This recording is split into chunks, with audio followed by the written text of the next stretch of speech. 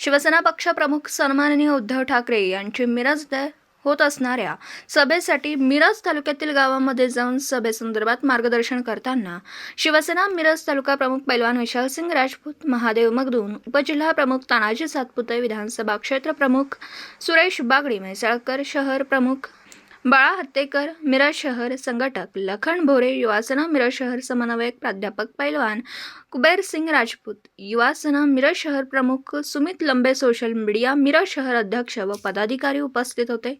यावेळी सांगली लोकसभेमध्ये डबल महाराष्ट्र केसरी चंद्रहार पाटील यांना भरघोस मतांनी निवडून आणण्याचं आवाहन केलं। म्हैसाळ, वड्डी, ढवळी येथील जनतेला मार्गदर्शन करण्यात आलं। आज या ठिकाणी यायचं कारण म्हणजे उद्धव साहेबांची काही जनसंवाद यात्रा चालू केलेली आहे, त्या संदर्भात बोलायचं आणि सर्व आपले कार्यकर्ते मित्रमंडळींना सांगायचं की बाबा आता गुरुवारी 21 तारखेला उद्धव साहेबांची जनसंवाद यात्रा आहे, यांची सभा होणार आहे। सभेसाठी आपल्या गावातले सर्व शिवसैनिक, महिला, युवा जे काय असतील सर्वांना आपण घेऊन या सभेला यायचं आहे।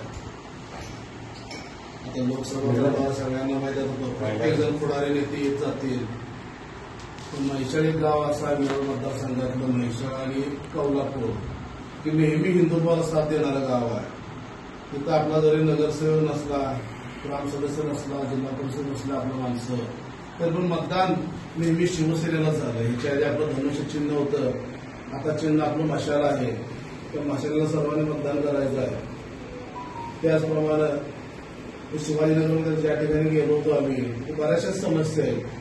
बऱ्यापैकी हे काय आमच्या कामाला आजपर्यंत कोणी घातलेली नाही, आपले पदाधिकारी सगळे असताना सुद्धा सदस्य आहे, पण कोणी सांगितलेलं नाही आहे। म्हणजे त्याचा शब्द दिला आहे की बाबा ग्रामपंचायत काय काम करू दे नाही करू दे, पण आम्ही आमच्या दादा घालून किंवा रस्त्याला जी काय मदत होईल ती मदत करून देतो।